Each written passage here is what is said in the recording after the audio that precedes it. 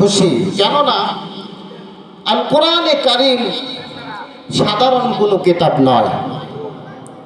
আর এই কোরআনে কারীমকে যদি সারা বিশ্বের সব মুফাসসির, মুহাদ্দিস, আলেম, ওলামা যদি সারা জীবন এই কোরআনের আলোচনা করতে থাকে, এই কোরআনের ব্যাখ্যা বিশ্লেষণ বলে শেষ করতে পারবে না।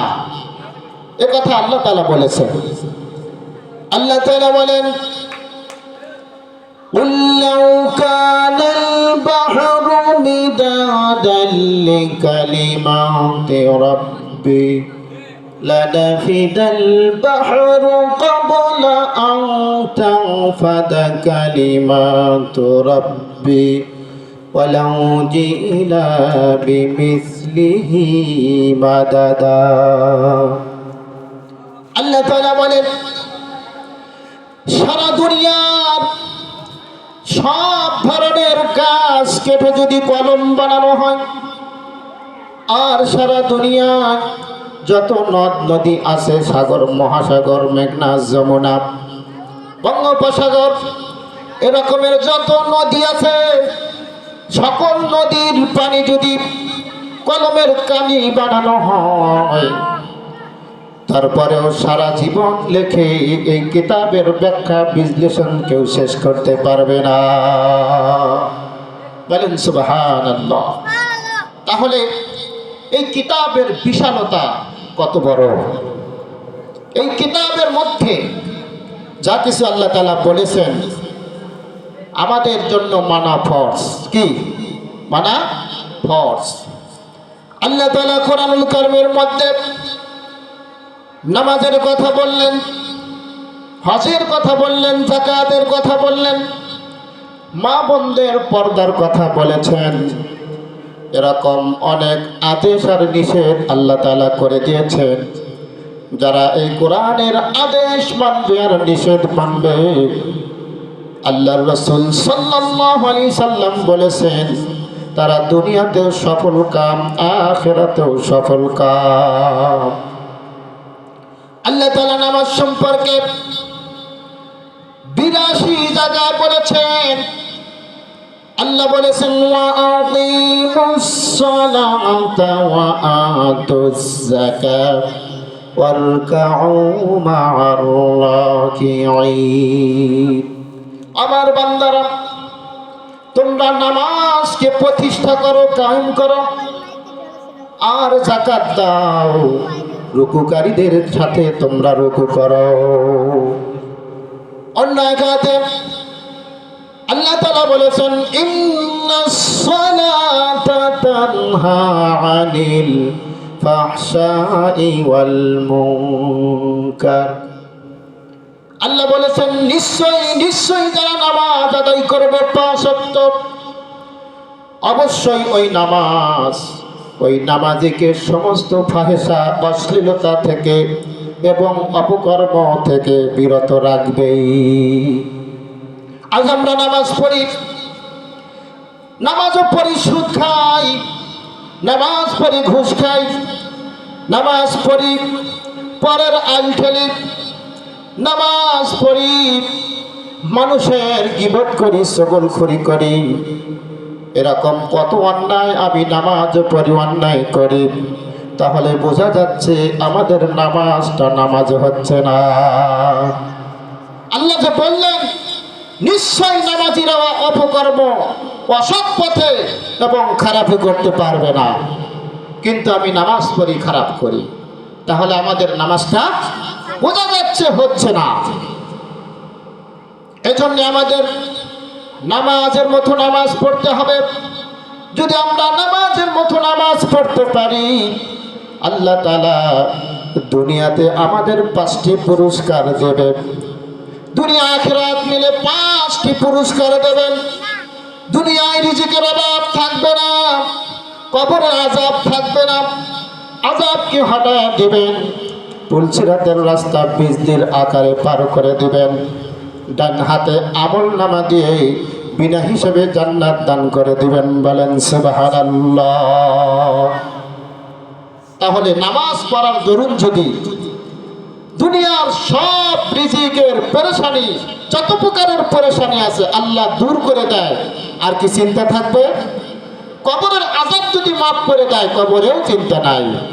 এবং পুলসিরাতের রাস্তা যদি পার করে দেন, তাহলে আমরা জাহান্নামের মধ্যে পুলসিরাত যদি আল্লাহ পার করে দেন, তাহলে বাঁচবে না, কেটে জাহান্নামের মধ্যে যাব।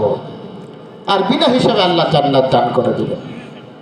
এজন্য আমরা নামাজ পড়ব সকলে। যেহেতু মাদ্রাসা প্রতিষ্ঠানের জালসা, দান সাদাকার ব্যাপারে একটু কথা বলি, যেহেতু আমার সময় নাই।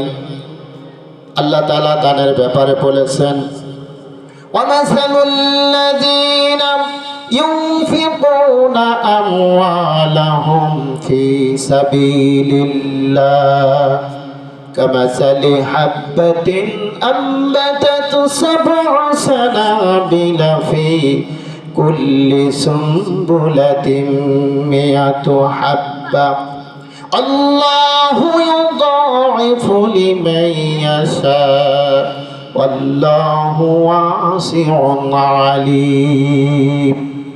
আল্লাহ তাআলা একটা কৃষকের উদাহরণ দিলেন। যে ব্যক্তি দান সাদাকা করবে কৃষকের ন্যায় হবে।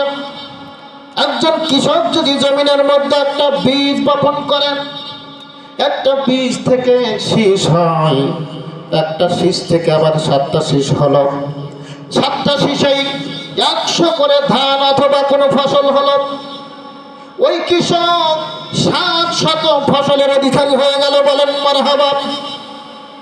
তদ্রূপ ভাবে যদি কোনো আমার বান্দা 1টি টাকা দান সাদাকা মাদ্রাসা মসজিদ এতিম মিসকিনদেরকে দান করে, আল্লাহ তাআলা 1টি টাকা দানের বিনিময়ে 700 সওয়াবকে বর্ধিত করার হাজার হাজার সওয়াব দিতে পারেন কি পারে না? এজন্যই আমরা যে যতটুকু পারব, 1000, 5000, 10,000 যে যা পারি আমরা মাদ্রাসায় দান করব। এই মাদ্রাসায় দান করলে আপনার লাভ হবে কি? ইয়াউমুল কিয়ামতের ময়দানে হিসাব নিকাশ যখন নেওয়া হয়ে যাবে, আলেমেরা জান্নাতের দিকে যেতে থাকবে, পিছন থেকে ডাকতে থাকবে। আলেম ঘুরে তাকাবে, তাকানোর পরে বলবে, ও আলেম বা হাফেজ, তোমার জন্য আমি দুনিয়াতে মাদ্রাসায় পড়ার জন্য, শিক্ষা অর্জন করার জন্য, ইলমে দ্বীন শেখার জন্য তোমাকে জাগির রেখেছিলাম, অথবা টাকা পয়সা দিয়েছিলাম, অথবা মাদ্রাসায় আমি সহযোগিতা করেছিলাম। আজকে তুমি একাই জান্নাতে যাও কেমন করে? আমাদেরকে নিয়ে যাও। সেই আলেম আর জান্নাতে যাবে না, আল্লাহর কাছে দোয়া করবে, আল্লাহ তাআলা ওনারা দুনিয়াতে আমার এই হাফেজ আলেম হওয়ার পিছনে তাদের সহযোগিতা ছিল, তারা মাদ্রাসায় টাকা দিয়েছে, আমাকে জাকির রেখেছে, অথবা আমাকে টাকা পয়সা দিয়া, অর্থ দিয়া, কাপড় চোপড় দিয়া আমাকে সহযোগিতা করেছে, অতএব আমি এদের ছাড়া জান্নাতে যাব না।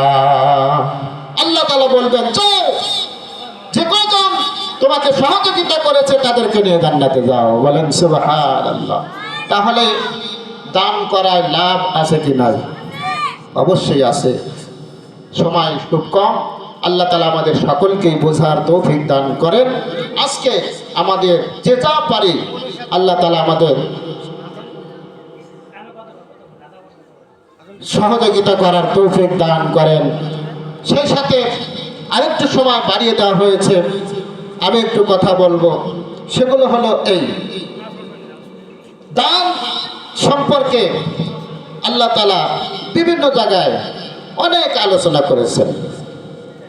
আল্লাহ তাআলা বলেছেন, আল্লাযীনা ইউনফিকুনা বিল-লাইলি ওয়ান-নাহারি সিররাও ওয়া আলানিয়াতান ফালাহুম আজরুহুম ইনদা রাব্বিহিম